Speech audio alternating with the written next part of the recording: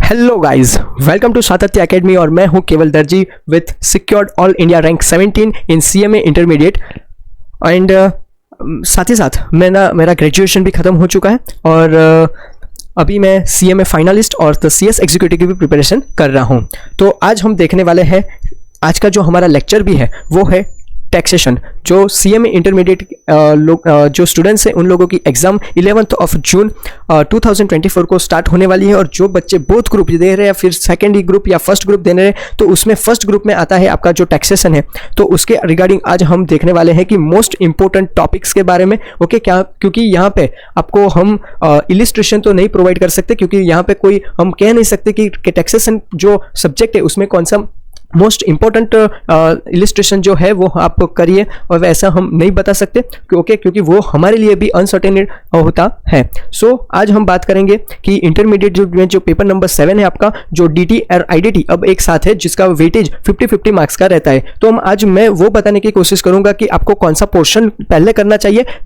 जब आप एग्जाम देने जाओ उससे पहले के दिन आपको जो बहुत टाइम नहीं मिलता तो आपको कौन सा पोर्शन करना चाहिए, उस पोर्शन पे हम आज बात करेंगे। ओके, और आज जो हमारा इंटरमीडिएट पेपर नंबर 7 डीटी का और आईडीटी का जो मैं अभी बताने जा रहा हूं, उससे पहले एक बात और भी बता दूं आपको कि अभी हमारे सातत्य एकेडमी यूट्यूब चैनल पर अभी 2 लेक्चर अभी अपलोड हो चुके हैं, जो फाइनेंशियल अकाउंटिंग के इंपॉर्टेंट लेक्चर्स हैं और दूसरा है जो कॉस्ट अकाउंटिंग के इंपॉर्टेंट लेक्चर है। जो किसी ने भी वो नहीं देखा है अभी तक तो वो पहले जाके देख लीजिए, क्योंकि वहां पर मैंने जो मोस्ट इंपॉर्टेंट क्वेश्चन है वो भी टिक करवाया अपनी मॉड्यूल से। ओके, यानी जो इंस्टीट्यूट की मॉड्यूल है उससे। और अभी आज जो इनडायरेक्ट टैक्सेशन और डायरेक्ट टैक्सेशन का मैं बना रहा हूँ, और आपको जल्द ही जो आपका ग्रुप 2 में आपका मैनेजमेंट अकाउंटिंग है और फाइनेंशियल मैनेजमेंट अकाउंटिंग है उसका भी वीडियो आपको जल्दी मिल जाएगा। ओके, साथ में साथ आपको उसके मोस्ट आईएमपी और जो आपकी मॉड्यूल है उससे ही आपको मैं टिक करवाऊंगा कि आपके जो मोस्ट इंपॉर्टेंट जो इलिस्ट्रेशन है वो आपको कौन से करने हैं। सो हम let's start our new video which is one direct taxation, indirect taxation, most important topics. Okay, so हम अभी देख लेते हैं कि कौन कौन से हैं।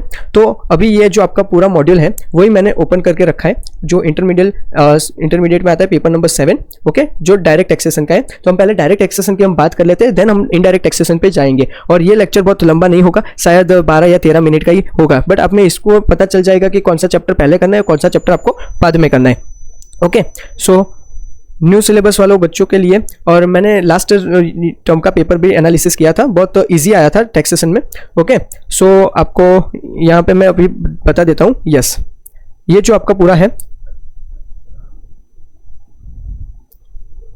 सेक्शन ए जो आपका डायरेक्ट टैक्सेशन और सेक्शन बी आपका जो इनडायरेक्ट टैक्सेशन है।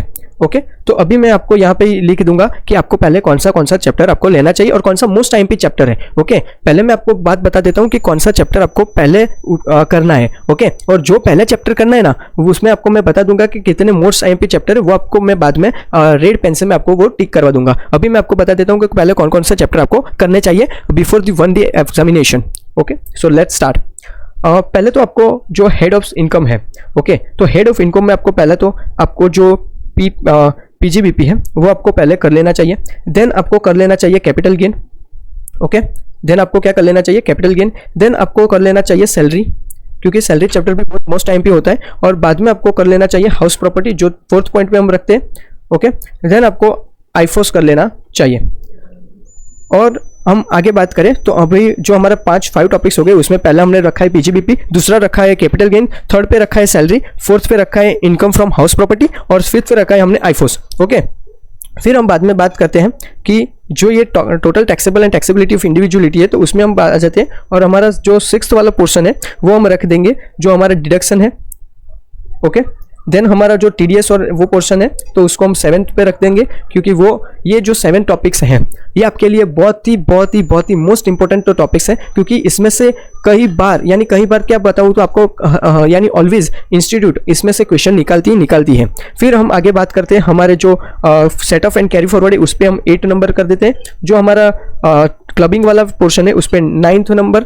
ओके, देन हम बात करते हैं हमारा जो थियरी पोर्शन है, जो ये 3.7, 3.8 और 3.9 है, वो एक साथ आपको करना है, जिसको हम 10th नंबर पे रख देते हैं।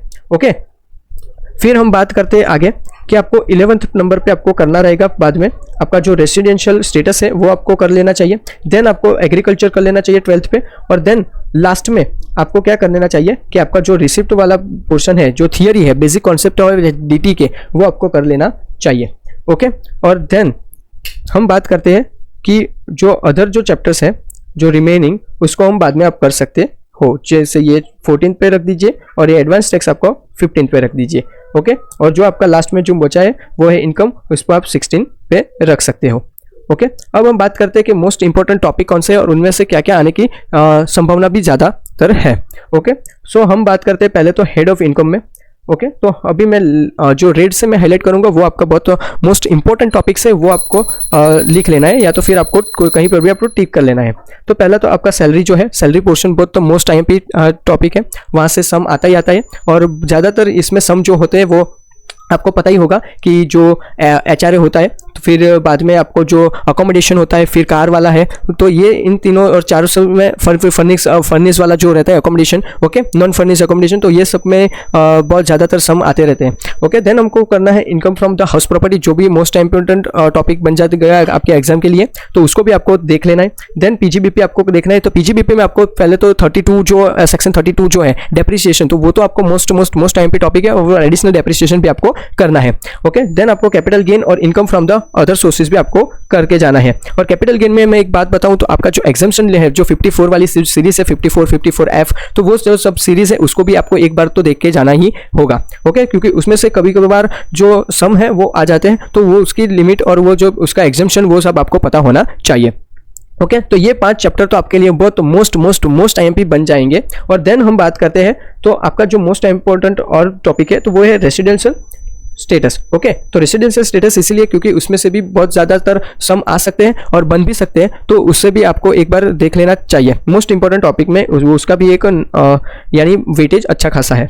फिर हम बात करते हैं आपका जो डिडक्शन है, तो डिडक्शन जो वाला पोर्शन है, डिडक्शन रिबेट एंड रिलीफ, तो उसमें से डिडक्शन वाला जो 80C की जो आपका पूरा सीरीज चल रही है 80C से लेके 80U तक, तो वो भी एक बार आपको देख लेना चाहिए। फिर हम बात करते हैं कि आपका जो TDS वाला पोर्शन, तो TDS 194 और 192 जो सेक्शन है उसको आपको सभी को कर लेना चाहिए। ओके, अच्छे से कर लेना चाहिए, और जो सेक्शन की लिमिट है वो सब आपको याद रहनी भी चाहिए। ओके, और फिर हम बात करते हैं कि आपका जो अगेन जो इंपॉर्टेंट चैप्टर है वो आपका है फाइलिंग रिटर्न, पान और सेल्फ असेसमेंट, क्योंकि इसमें से आपकी थियरी कंपलसरी आती ही है। ओके, 1 या 2 थियरी आपको कंपलसरी आती ही है, तो इसमें से भी आपकी थियरी आती है, और आपको थियरी अच्छी से जो आपको आती है तो फिर आपको बहुत यानी बेनिफिट भी होगा। जब आप अपनी आर्टिकलशिप यानी ट्रेनिंग पे ज्वाइन होंगे तब आपको बेनिफिट ज़्यादातर मिलता है। ओके, और देन आपका एक अच्छा सा चैप्टर है वो आपका बेसिक है। ओके, तो इतने चैप्टर्स आपके बहुत मोस्ट आईएमपी चैप्टर्स है, तो आप इसे बहुत अच्छे करके जाइए। ओके, और सॉरी एक लास्ट चैप्टर रह गया जो आपका है set of and carry forward, जो इससे भी उसमें से भी अच्छे सारे यानी सम आते हैं, और अभी एक टॉपिक आपको छोड़ना नहीं है। ओके, क्योंकि इसमें से ज़्यादातर अभी सम आने वाले हैं मुझे लग रहा है, तो आपका वो टॉपिक होगा 115 BEC वाला टॉपिक। ओके, तो ये टॉपिक जो एक आपका है, ओके, तो इसको आपको स्किप करना ही नहीं है, इसको तो आपको पहले ही करने के देखना है, क्योंकि इसमें अभी ज़्यादातर लिमिटें चेंज हो गई है, इसमें उसका जो स्लैब है वो भी चेंज हो गया, और उसमें साथ ही साथ कितने ऐसे भी चीज़ें हैं जो 5 हेड्स में आती है और उसको क्लेम हम नहीं कर सकते। ओके, सो उसको भी एक बार आपको नज़र डाल देनी है और उसको देख लेना है। अभी हम बात करते हैं, ये तो हो गया हमारा पूरा डायरेक्ट टैक्सेशन के बारे में, अभी हम बात करते हैं पूरा GST के बारे में। ओके, तो GST के हम मॉड्यूल पहले तो ओपन कर लेते हैं। यस, तो ये रहा हमारा इनडायरेक्ट टैक्सेशन वाला पोर्शन। ओके, तो सेम चीज़ यहाँ पे भी मैं अपना पहले तो यानी आपको कौन से करना है वो मैं बता दूंगा, और देन आपको कैसे यानी मोस्ट इंपॉर्टेंट चैप्टर है वो मैं बता दूंगा, तो इससे आपको इजीली होगा कि आपको लास्ट मोमेंट पे सब नहीं करना है। बट मैंने जितने आपको इंपॉर्टेंट चैप्टर्स बताए वो आप करके भी जाओगे तो भी आपका मोस्टली जो परसेंट यानी जो मैं बताऊँ तो आपको 60 to 70% से ज़्यादा इसमें से ही आएगा, ये मोस्ट इंपॉर्टेंट चैप्टर से ही आएगा। तो आप उसको ही अपने पक्के करके जाओगे तो आपका मार्क्स तो आने वाले ही है। ओके, तो अभी हम बात करते हैं हमारे GST के बारे में जो भी 50 मार्क्स का है। ओके, और दूसरी बात, अभी एक बात मैं बताना भूल गया टैक्सेशन में, तो टैक्सेशन में एक बात और नोटिस कर लीजिए कि आपका जो टोटल इनकम का सम है, जो आपका टोटल इनकम का जो सम है उसको आपकी प्रैक्टिस करनी चाहिए। ओके, टोटल इनकम का एक सम मुझे लगता है कि आपकी एग्जाम में एक सम तो आएगा और उसका वेटेज बहुत ज़्यादातर होगा। ओके, सो आपको टोटल इनकम तो एक बार आपको देख लेना ही चाहिए, और टोटल इनकम के जितने भी आपको आपने प्रैक्टिस किए या आपकी प्रैक्टिस करने वाले हो, तो मैं बोलूँगा कि ज़्यादातर आपकी प्रैक्टिस अपनी टोटल इनकम पे रखिए, क्योंकि टोटल इनकम का आप सम करेंगे तो आपका 5 हेड का प्रैक्टिस भी हो जाएगा और साथ ही साथ आपकी टोटल इनकम की भी प्रैक्टिस हो जाएगी। ओके, सो हम लेट्स स्टार्ट। हम करते हैं कि हम जीएसटी के बारे में बात करते हैं। ओके, तो जीएसटी में हमारा जो सेक्शन बी वाला पोर्शन है वो जीएसटी है, और जीएसटी में हम बात करेंगे कि पहले तो हम कौन कौन से चैप्टर पहले करने चाहिए और देन हम बात करेंगे कि मोस्ट इंपॉर्टेंट चैप्टर कौन से हैं। ओके, चलो तो स्टार्ट करते हैं हम यहाँ से। तो फर्स्ट आपको कर लेना चाहिए कि आपका जो लेवी एंड कलेक्शन है ना वो पहले करना चाहिए, क्योंकि बहुत बड़ा चैप्टर है और बहुत बड़ा वेटेज रखने वाला चैप्टर ये एक ही है जो है लेवी एंड कलेक्शन। ओके, फिर आपको कर लेना चाहिए जो आपका आईटीसी है वो आपको कर लेना चाहिए। देन आपको क्या कर लेना चाहिए कि आपका जो रजिस्ट्रेशन वाला चैप्टर है वो कर लेना चाहिए। देन आपको एक बार फिर से ऊपर जाके टाइम और प्लेस वाला जो चैप्टर है वो कर लेना चाहिए, तो उसको मैं 4th पॉइंट पे रखता हूँ। ओके, और देन आपको 5th पॉइंट पे मैं रखता हूँ कि आपका जो कस्टम वाला पूरा पोर्शन है, ओके, पूरा पोर्शन 5th पॉइंट पे मैं रखता हूँ, पूरा कस्टम को कंप्लीट कर दीजिए, क्योंकि कस्टम क्या है कि कस्टम आपका जल्दी हो जाएगा और बहुत छोटा टॉपिक है तो आपको उसमें देरी भी नहीं लगेगी। फिर हम बात करते हैं कि हमारा जो 5th पॉइंट हो गया, फिर 6th पॉइंट पे हम रखेंगे कि हमारा जो कंप्यूटेशन ऑफ द जीएसटी वाला है उसको हम 6th पॉइंट पे रखेंगे। फिर टैक्स इनवॉइस और रिटर्न वाला जो पोर्शन है उसमें हम 7 पॉइंट पे दोनों रख देते हैं, क्योंकि 7 पे आपको दोनों एक साथ भी हम कर सकते हैं। ओके, फिर आपको क्या करना है कि इंट्रोडक्शन ऑफ जीएसटी लॉ आपको 8 पॉइंट पे मैं रखता हूँ।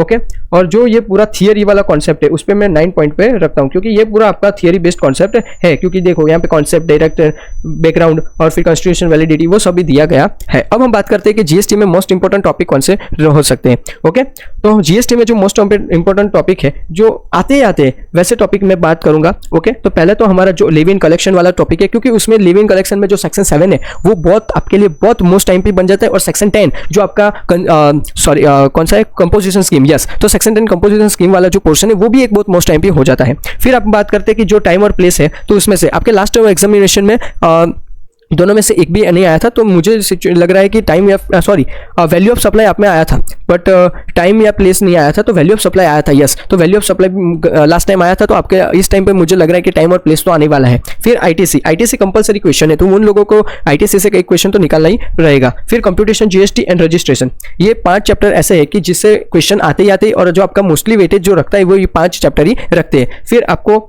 जो इलेक्ट्रॉनिक ई वे बिल वाला जो पोर्शन है इसमें से आपको एक कर लेना चाहिए, और देन आपको जो आपका थियरी पोर्शन है उसमें से मुझे लग रहा है कि आपका जो concept and features indirect taxation है, फिर बैकग्राउंड जो है और कॉन्स्टिट्यूशन वैलिडिटी है वो आपको कर लेना चाहिए, क्योंकि इन पर जो आपके एमसीक्यू पर्पस से उससे भी क्वेश्चन आ सकते हैं, क्योंकि वहां पे आपके जो थियरी पोर्शन है वहां पे बहुत सारे क्वेश्चन ऐसे बन सकते हैं जो एमसीक्यू में आते हैं। ओके, और बन सकते भी है। ओके, और दूसरी बात कि आपका जो कस्टम है वो कस्टम को मैं पूरा मोस्ट टाइम पे करता हूँ, क्योंकि कस्टम में पूरा इजी दिया है और ज्यादा टाइम भी नहीं लगता, तो आप इजीली उसको कंप्लीट कर सकते हो। ओके, सो इसमें आपको क्या ज्यादातर कुछ नहीं, ज्यादातर आपको फोकस जो ये मॉड्यूल 5 नंबर है, मॉड्यूल 5, तो उस पर आपको ज्यादातर फोकस करना चाहिए, क्योंकि ज्यादातर सम और जो ज्यादातर एमसीक्यू वहां से ही आपको आने वाले हैं। ओके, सो ये आपकी जो हुआ था पूरी बात हमने की आज, जो कि टैक्सेशन के लिए थी। बहुत सारे बच्चों की रिक्वायरमेंट थी कि जो टैक्सेशन पोर्शन है उसमें भी आप मोस्ट इंपॉर्टेंट बता दीजिए, बट इसमें हम इंपॉर्टेंट क्वेश्चन नहीं बता सकते, इसलिए मैंने चैप्टर आपको बता दिया और जो सीक्वेंस थी वो मैंने आपको यहाँ पे बता दिया है। ओके, और दूसरी बात कि आपको जो टाइम ऑफ सप्लाई है, ओके, जो टाइम ऑफ सप्लाई है, तो उसके लिए मैं एक वीडियो लाने वाला हूं जो कि आपके लिए भी हेल्पफुल रहेगा। ओके, सो सिर्फ टाइम ऑफ सप्लाई, क्योंकि टाइम ऑफ सप्लाई क्योंकि बहुत इजी टॉपिक है और मैं इसका रैपिड रिवीजन कराने वाला हूं, तो 10 जून 2024 को 3 PM को मैं सातत्य एकेडमी चैनल पे लाइव होऊंगा, और वहां पे मैं ये जो आपका टॉपिक है टाइम ऑफ सप्लाई वो मैं कवर करवाने वाला हूं। ओके, सो यहाँ पे मैं इस वीडियो को एंड करता हूँ, और आगे का जो सभी जो दूसरे जो टॉपिक्स है यानी सब्जेक्ट है उसके भी जो मोस्ट टाइम पे क्वेश्चन और जो है वो आपको जल्द ही यानी 10 जून से पहले ही आपको मिल जाएंगे। So don't worry. Okay, and all the best and best of luck for your upcoming examination. Thank you.